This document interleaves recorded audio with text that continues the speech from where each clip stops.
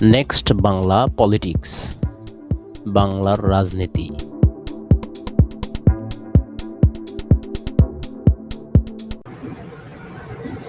আসসালামু আলাইকুম।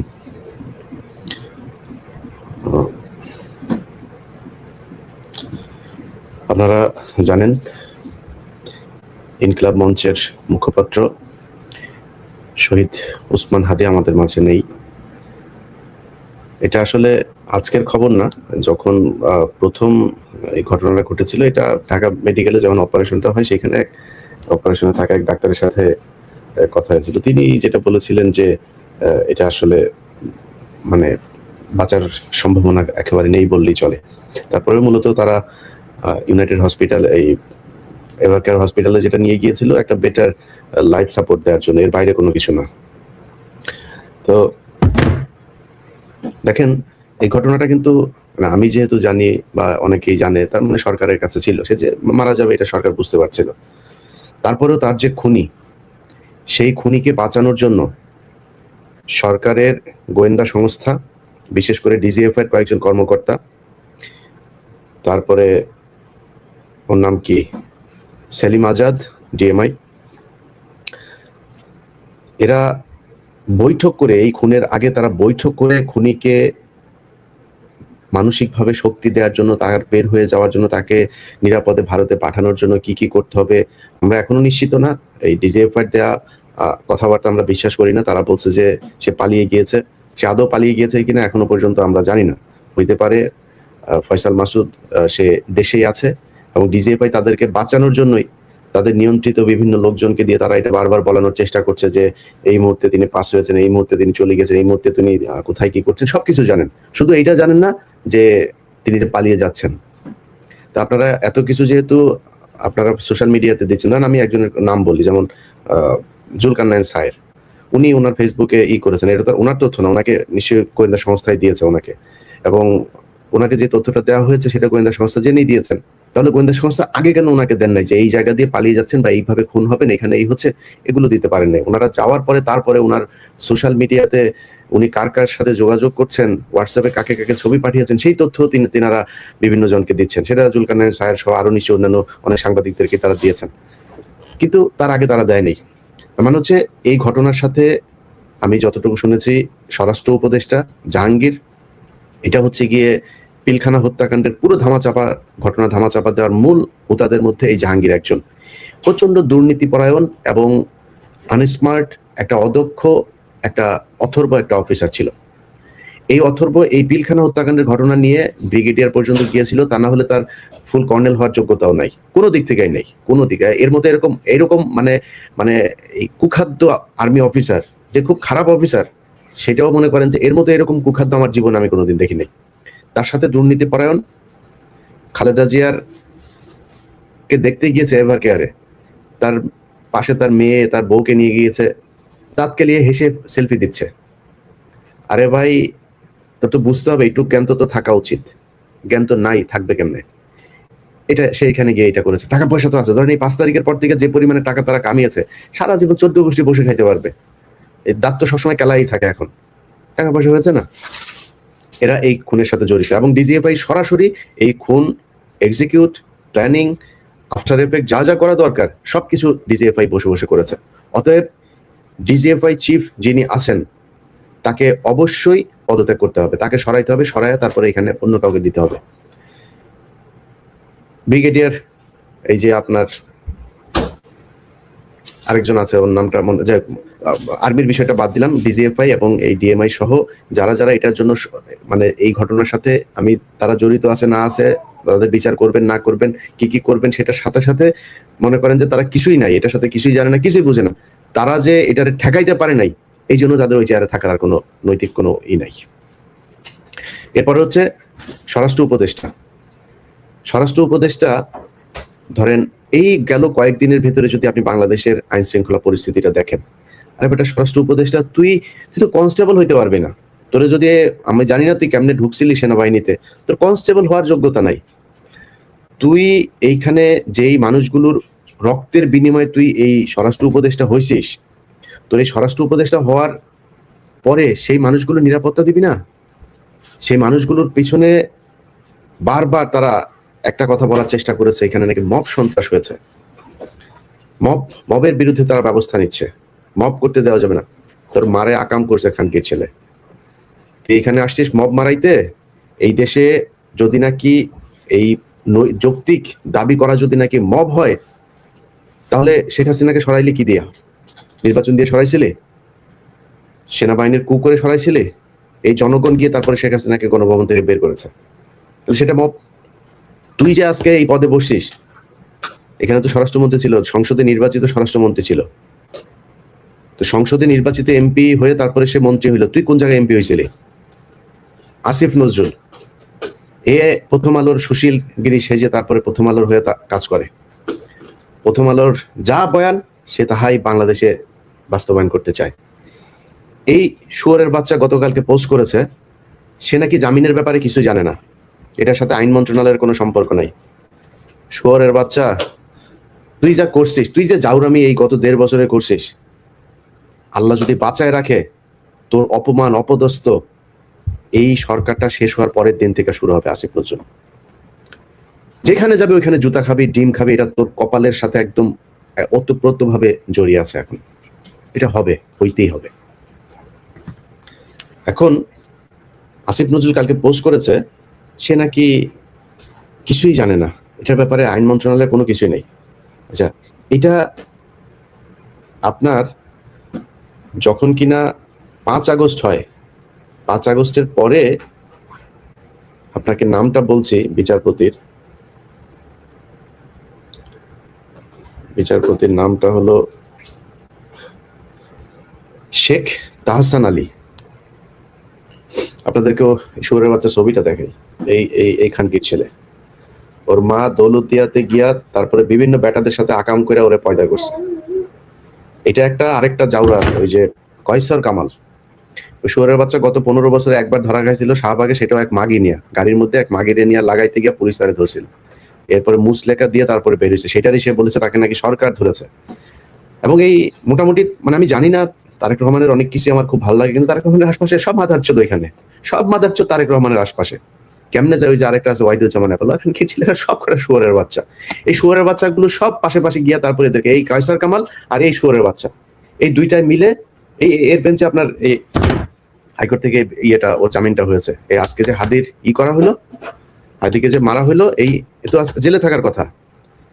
আগের মামলার তদন্ত কর্মকর্তা বাদী, তারা এই ফয়সাল মাসুদ সে যে ছাত্রলীগ করতো সেটা উল্লেখ করে নাই।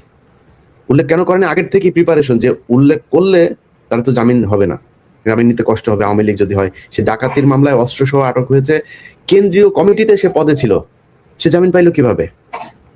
তারে জামিন দিয়েছে। এখন আসিফ নজরুল কিছু জানে না।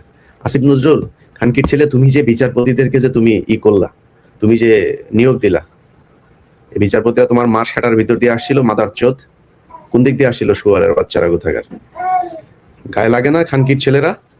এই মানুষগুলো রক্তের উপরে দাঁড়ায়, তারপরে তোরা উপদেষ্টা হয়েছিস, তোরা বড় বড় পদে বিচারপতি হয়েছে। এই খানকির পোলা, এই যে তাহসান, শুয়ারের বাচ্চা 5 তারিখের পরে সেইখানে তাকে বিচারপতি নিয়োগ করা হয়েছে, জামিন দিয়ে দিছে। সে যার রক্তের বিনিময়ে বিচারপতি হইলো, সেই লোকটারে, সেই মানুষগুলিরও খুন করার জন্য খুনিরে সে জামিন দিল। এবং এরপরে তার কি হবে? এরপরে সে বের হয়ে যাবে, চলে আসবে, সবকিছু তাদের প্রি প্ল্যান, এইভাবেই হয়েছে। এখন ভাই মানসিকভাবে আসলে খুব বিধ্বস্ত অবস্থায় আছি ভাই। বিশ্বাস করেন, 5 তারিখের পর থেকে আজকে পর্যন্ত আসিফ নজরুলের সাথে আমার কোনো ব্যক্তিগত সমস্যা আছে, স্বরাষ্ট্র উপদেষ্টার সাথে আমার ব্যক্তিগত সমস্যা আছে, এই কয়সার কামাল আমাদের ভালো সম্পর্ক ছিল, এই অ্যাটর্নি জেনারেল ও ভালো সম্পর্ক ছিল। আরে ভাই, তোরা মানুষের চোদারে, মাদার চোদেরা, মানুষের চোদা তোরা। মানুষ তোর মারে লাগায় জন্ম দিছে এই দুনিয়ার ভিতরে। যদি তাই হইতো, তোরা মানে এই কাজগুলি করলি কিভাবে? একটা মিনিমাম একটা মানে এই মানুষের যেই এই থাকে, মানে বর্ডার লাইন থাকে, এইটুক মনুষ্যত্ববোধ তোরা দেখাইছে। টাকা পয়সার অভাব আছে, কয়সার কামাল বস্তায় ভরে টাকা নিয়ে গিয়েছে, বস্তায় করে এই কোর্ট থেকে টাকা নিয়ে গিয়েছে। আর কত টাকা লাগবে তোদের? কত টাকা দরকার আছে নাকি আরো? তোরা আওয়ামী লীগের লোকজন রে করে পর্দায় সমানে জামিন করাইছিস। আসিফ নজরুল খানকির বলা শুয়োরের বাচ্চা, কয় টাকা লাগবে রে তোর? আরো কত হাজার কোটি টাকা দরকার আসিফ নজরুল তোর বাঁচার জন্য, আরো ভালো থাকার জন্য। বল, কত মাগি লাগবে, কি লাগবে বল, নিয়ে তারপরে যা দেশটারে শান্তিতে থাকতে দে। ওই এক ইউনুস খানকির বলা, এই মাথার চোদ ইউনুস শুয়োরের বাচ্চা হালা সারা জীবন হইলো গিয়ে ওয়েস্টার্ন লাগাইছে, মদ খা মদখোর শুয়োরের বাচ্চা বাংলাদেশে নিয়ে সুদের ব্যবসাটা করে ওরে দিছিল শান্তিতে নোবেল খারাপ আমরা জানি না। এই শুয়োরের বাচ্চা এই ওই রুমে যত এই শুয়োরের বাচ্চা করছে কি, ওরে এই যে আসিফ আর মাহফুজ দুইটা মন্ত্রণালয় ছাড়লো 2 দিন আগে। দুইটা মন্ত্রণালয় ছাড়ার পরে এই 2 মন্ত্রণালয়ের ভিতরে একদম এই উপদেষ্টা পরিষদের সবচাইতে বড় চোর যেটা আসিফ নজরুল আর রেজওয়ানা, এই সবচেয়ে বড় চোর, এই বড় চোর দুইটারে 2টা মন্ত্রণালয় দিল। কেন রে ইউনুস, তোর আর কোনো বাপ ছিল না? হ্যাঁ বলে কিচ্ছু বুঝে না, বলে বিশাল আকারে কিছুই বুঝে না, সারা দুনিয়া হোগা মাইরা যায়, বাংলাদেশে কেমন তুমি কিছুই বুঝো না, আমরা বুঝি না এগুলি, আমরা ওয়েস্টে থাকি, ওয়েস্টের এদের কথাবার্তা চরিত্র আমরা বুঝি না এগুলি, তুমি তো ওই চরিত্রই পাইছো। মুখের কথা আর ভিতরের কথা এক না, যায়া চোরেদের নিয়ে করছে। ইউনুসের গোটা পরিবারের যত সুযোগ সুবিধা দরকার সব তারা নিচ্ছে। এই সব কিছুর দায়ী এই ইউনুস কুত্তার বাচ্চা, শুয়োরের বাচ্চা এখানে আসছে, হ্যাঁ আমাদের সাথে বসবে, এর আবার ফর্ম পূরণ করা, তুই কি চারের বাল রে যে তোর সাথে বসতে হবে? তোর কাছে কোনো তদবির নিয়ে গেছি, কোনো পদ চাইছি তোরে? এরপর আবার 2 দিন পর আবার আরেকজনের দিয়ে ফোন দেয়, ভাই আপনাদের মিটিংটা হচ্ছে না, আসিফ নজরুল আর আসিফ মাহমুদ আর মনির হায়দার আপনাদের এই ডক্টর ইউনুসকে আপনাদের সাথে বসতে দিল না। আসিফ নজরুল, মনির হায়দার, ডক্টর ইউনুস পুটকি মারি আমরা, শুধু আমরা ওদের কাছ থেকে কিছু চাইছি, যায় বলছি যে আমার ভাইরা এইটাতে, আমার এইটাতে, আমার এই পদ দে, বলছি নাকি তোরে? চোদে তোরে কেউ? কারণ কি বলারা মানুষ মারা ফেলতেছে শুয়োরের বাচ্চারা, পাশে দাঁড়ায় থেকে দাঁত কেলায়। স্বরাষ্ট্র উপদেষ্টা দাঁত কেলাইতেছে পাশে দাঁড়ায় করে, আল্লাহ চোরের বাচ্চার মতো দেখা যায়, চোরের বাচ্চা চোর, শুয়োরের বাচ্চা। ও এখন পর্যন্ত পদত্যাগ করেনি, জুতা দিয়ে পেড়াইলে ওরা পদত্যাগ করবে না। মজা পাইছে তো ওই জায়গায়। বাংলাদেশের এই যে আজকে যে বাংলাদেশ, এই হাসিনার পতনের পেছনে এই বর্তমান এই যে সরকারের ভিতরে দেখছেন, কারোর কোনো অবদান নাই, একটারও কোনো অবদান নাই। ডক্টর ইউনুসের যে সমস্যা ছিল সেটা ব্যক্তিগত, সে ব্যক্তিগত সমস্যা। এই দেশের জন্য ইউনুস জীবনে কোনোদিন কোনো কিছু করে নাই, জীবনে কিছু করে নাই। এত খাতির পিরিতি আলাপ পেরে লাভ নাই। আমরা চিনি ডক্টর ইউনুসকে, ডক্টর ইউনুস কোথায় ছিলেন, কাদের সাথে ছিলেন, কাদের হয়ে কাজ করেন, এগুলো খুব ভালো করে জানি আমরা। অথচ তারা গিয়ে আজকে পুরো দেশ শাসন করছে। আমরা কিছু বললে আমরা নাকি মানুষকে উস্কাই। আরে বেটা, আমরা উস্কাইছি কিসের জন্য? কি চাইছি? 5 তারিখের পর থেকে চাইছি কি বল? নিজের জন্য কিছু চাইছি? বলছি যে আমার উপদেষ্টা বানাইতে হবে, বলছি নাকি? কি চাইছি? চাইছি আওয়ামী লীগের লোকজনের জামিন হবে না, চাইছি এই যে পোলাপানগুলো যারা কিনা মারা গিয়েছে তাদের যাদের চিকিৎসা হয়, যারা মারা গিয়েছে তাদের এই ক্ষতিপূরণ হয়, যারা বেঁচে আছে তাদের চিকিৎসা হয়, এগুলোই চেয়েছে। এর বাইরে কি চেয়েছে? এই বিডিআর এর লোকগুলো, আরে ভাই পিলখানা হত্যাকাণ্ড করছে কারা আর আপনি ধরে রাখছেন কাদেরকে? কিসের জন্য তারা এখনো জেলে থাকবে? কমিশনের রিপোর্ট দিয়েছে, স্বরাষ্ট্র উপদেষ্টা বলেছে যে এই রিপোর্ট নিয়ে কোনো অ্যাকশন করা যাবে না, কারণ কি ওখানে তার নাম এসেছে। তো ডাইরেক্ট ওপেনে বলেছে, কমিশনের রিপোর্ট, এই কমিশনের মেম্বার যারা ছিল ওপেন মিটিং এ বলেছে যে তোমরা আমার নাম নিয়ে আসছো এখানে, তোমাদের এই রিপোর্ট নিয়ে কোনো কিছু করা যাবে না। কিচ্ছু করতে দিচ্ছে না বিডিআর এর রিপোর্ট নিয়ে। কোথায় কি করতে দিয়েছে আপনি জানেন? আমি আজকে ঘুমিয়েছিলাম, আমার ফোন দিচ্ছে যে ভাই, জি ভাই, হ্যাঁ হ্যাঁ আরাম জি ভাই, জি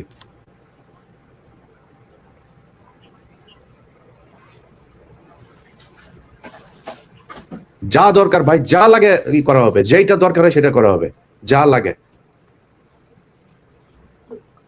যা দরকার করা হবে ভাই। দেন আমার জাস্ট নাম্বার দিয়ে দেন, নাম্বার দিয়ে দেন। ওকে ওকে, ঠিক আছে ঠিক আছে ঠিক আছে ঠিক আছে, নাম্বারটা দেন আমার।